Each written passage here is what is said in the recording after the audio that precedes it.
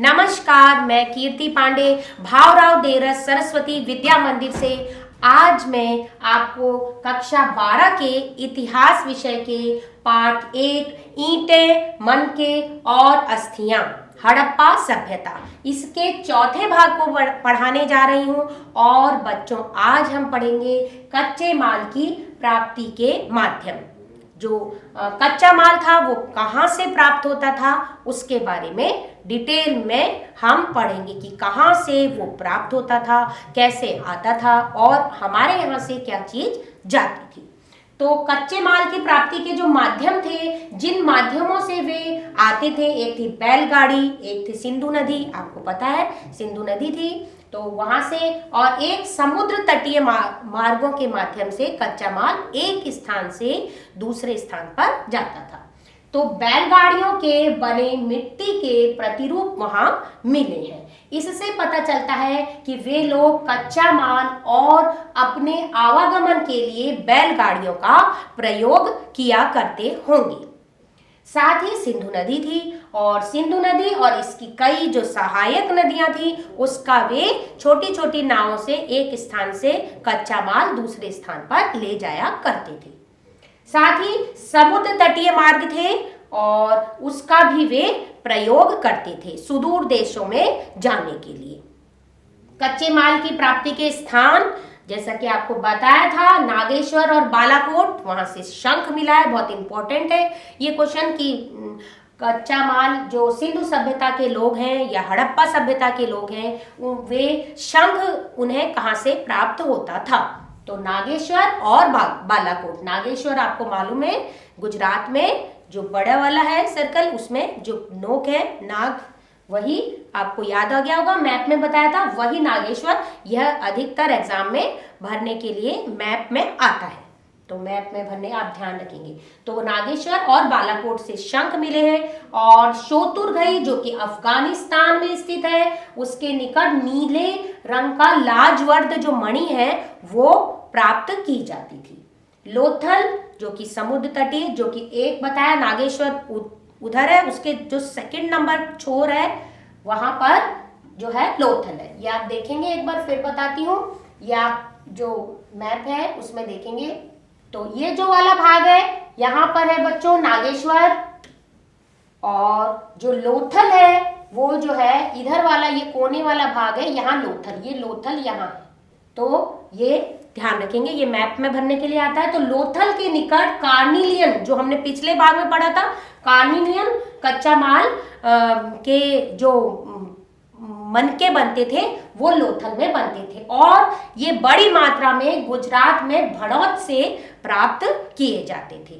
इसी प्रकार दक्षिणी राजस्थान और उत्तरी गुजरात में सेल खड़ी का नामक पत्थर में प्राप्त होता था, जिससे सूक्ष्म मनके, आपको पिछले भाग में बताया था कि पुरातत्वविदों के सामने एक बड़ी पहेली बना हुआ है कि सेल खड़ी के उन्होंने बहुत अति सूक्ष्म मनके बनाए और समान साइज के बनाए हैं। तो दक्षिणी राजस्थान और गुजरात में सेल खड़ी।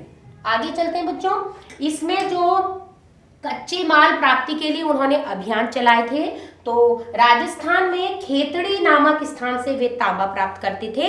1 नंबर के प्रश्न में आता है कि राजस्थान में जो खेतड़ी है वहां से वे सिंधु सभ्यता के लोग, हड़प्पा सभ्यता के लोगों को कौन सा कच्चा माल प्राप्त होता था, तो तांबा वहां से बड़े पैमाने पर प्राप्त होता था। इसी प्रकार दक्षिण भारत से सोना उन्हें प्राप्त होता था, और इससे वे यहाँ के स्थानीय लोगों के संपर्क में आए और यहाँ मिलने वाली हड़प्पाई वस्तुओं से ये संकेत मिलते हैं।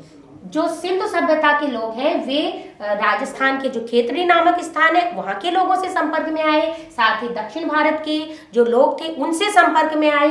तो क्यों ये पुरातत्वविद इस निष्कर्ष पे कैसे पहुंचे कि वे उन लोगों से संपर्क में आए? क्या हुआ कि यहाँ पर जो चीजें मिली हैं वे हड़प्पाई चीजों से मिलती जुलती है। जैसे मन के हड़प्पाई क्षेत्र के ही हैं, वहां मिले हैं, सिक्के मिले हैं, अन्य बर्तन मिले हैं। तो इससे पता चलता है कि वे वहां के लोगों से के संपर्क में आए होंगे। अब जो खेतड़ी नामक क्षेत्र है, जो जहां से वे तांबा प्राप्त करते थे, तो खेतड़ी क्षेत्र को कुछ पुरातत्वविद जो खेतड़ी क्षेत्र है उसको गणेश्वर जोधपुर संस्कृति का नाम देते हैं। वे कहते हैं कि वे हड़प्पा संस्कृति का यह भाग नहीं था, गणेश्वर जोधपुर संस्कृति एक अलग संस्कृति का नाम इन्हें दिया है। उसका कारण यह है कि वहां पर विशिष्ट प्रकार के मृत भांड मतलब मिट्टी के बर्तन मिले हैं, जैसे कि बर्तन हड़प्पा सभ्यता में नहीं मिले हैं। तो कुछ पुरातत्वविद इस सभ्यता को एक अलग सभ्यता बताते हैं। तो खेतड़ी नामक क्षेत्र में गणेश्वर जोधपुर संस्कृति के सबूत पुरातत्वविदों को मिले हैं। तो आगे चलते हैं। तथा ये मृदभांड तथा तांबे की वस्तुएं, बहुत सारी वस्तुएं मिली हैं, केवल मृदभांड बताया था बच्चों, सॉरी, मृदभांड तथा तांबे की बहुत सी वस्तुएं मिली हैं। संभवतः ये तांबे की वस्तुएं हड़प्पा भेजती हों। तो वे पुरातत्वविद मानते हैं कि ये जो तांबे की वस्तुएं ये हड़प्पा लोगों को वे भेजा करते होंगे। आगे सुदूर देशों से भी उन्होंने संपर्क किया, जैसे भारत में तो बताया, एक तो खेतड़ी से संपर्क किया, दूसरा दक्षिण भारत के इलाकों से संपर्क किया उन्होंने और कच्चा माल प्राप्त किया और तांबा और सोना जैसे कि बताया। इसी प्रकार सुदूर देशों में ओमान से उन्होंने तांबा प्राप्त किया और रासायनिक विश्लेषण जब पुरातत्वविदों ने किया इस तांबे का, तो दोनों ही जो हड़प्पा में जो तांबा मिला है और जो तांबा ओमान में मिला है, उन दोनों ही तांबों में निकल के अंश है। निकल एक धातु होती है और जितनी मात्रा में हड़प्पा सभ्यता के जो तांबे के पात्र, तांबे की वस्तुएं मिली है, उनमें निकल की मात्रा है, उतनी ही मात्रा में ओमान की वस्तुओं में निकल की मात्रा है। तो वे इस निष्कर्ष पर पहुंचे हैं कि ओमान से शायद वे तांबा आयात करते होंगे। इसी प्रकार हड़प्पा से क्या जाता था? हड़प्पा से एक विशिष्ट प्रकार के हड़प्पाई पात्र जाते थे ओमान, और ओमान में जाते थे जिसके ऊपर काली मिट्टी की मोटी परत चढ़ाई जाती थी। शायद तरल पदार्थ के रिसाव को रोकने के लिए ऐसा किया गया होगा। जैसे मिट्टी के जो पात्र जो है वो काली मिट्टी की बिल्कुल मोटी परत चढ़ी हुई, जैसे हड़प्पा नामक स्थान में, मोहनजोदड़ो नामक स्थान में, हड़प्पाई संस्कृति के अन्य स्थानों में मिले हैं, वैसे ही पात्र उनको ओमान में मिले हैं। तो शायद ऐसा लगता है वो जो परत, काली परत चढ़ाते थे वो इसलिए चढ़ाते थे कि वो जो उसमें लिक्विड चीज रखते होंगे, तरल पदार्थ रखते हैं, वो उसका रिसाव ना हो, शायद वे इसमें स्प्रे रखते होंगे। तो ये जो सेंट होता है, सुगंधित पदार्थ वे रखा करते होंगे जो कि लिक्विड फॉर्म में होता था।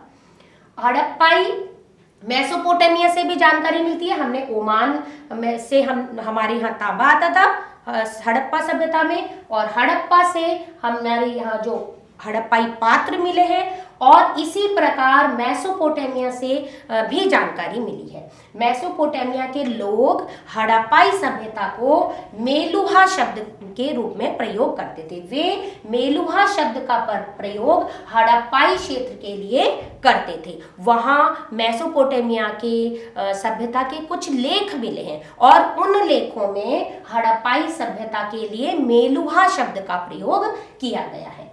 इसी प्रकार मेसोपोटामिया में हड़प्पा सभ्यता की विभिन्न वस्तुएं प्राप्त होने के भी उल्लेख मिले हैं। मेसोपोटामिया के जो सभ्यता है वहां पर हड़प्पा सभ्यता के कार्निलियन, जो आपको बताया था, कार्निलियन, लाजवर्थ, मणि, तांबा, सोना और विभिन्न प्रकार की जो लकड़ियां हैं वे वहां पर मिली हैं। तो वे इसका आयात किया करते होंगे।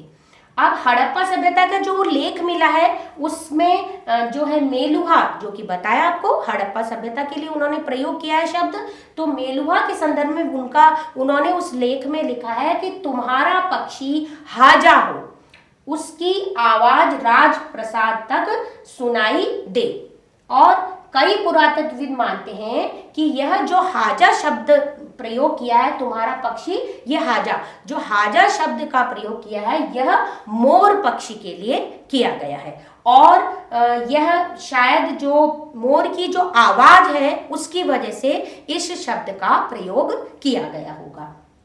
इसी प्रकार मेसोपोटामिया के एक अन्य लेख में मेलुहा, जो कि हड़प्पा सभ्यता के लिए नाम दिया गया, उन्होंने मेलुहा को नाविकों का देश कहा है, क्योंकि हड़प्पा सभ्यता की कुछ नावें, छोटी छोटी नावें, बड़ी नावें, कुछ वहां पर सिक्के मिले हैं जिसमें नावों के चित्र मिले हैं, तो इसीलिए वे हड़प्पा सभ्यता को जो है नाविकों का देश कहते थे। उस जो उनका लेख मिला है उसमें मेलुहा जो स्थान है जिसको वे हड़प्पा सभ्यता कहते हैं उसको नाविकों का देश कहकर उन्होंने संबोधित किया है। इसके अतिरिक्त हड़प्पा स्थल में मोहरों पर जहाजों तथा नाविकों के चित्र मिले हैं। तो जो मोहरे हैं उसमें जहाज जो कि लोथल से जाते थे, अभी हमने देखा था मैप में, तो लोथल से जाते थे, वे जहाज के चित्र वहां पर मिले हैं और नाविकों के चित्र भी मिले हैं। तो इससे पता चलता है कि हड़प्पा सभ्यता के लोग मेसोपोटामिया से जो है व्यापार करते थे और इनके घनिष्ठ व्यापारिक संबंध थे। तो बच्चों, यह भाग समाप्त हुआ। अगले भाग में फिर मिलेंगे। धन्यवाद। नमस्कार।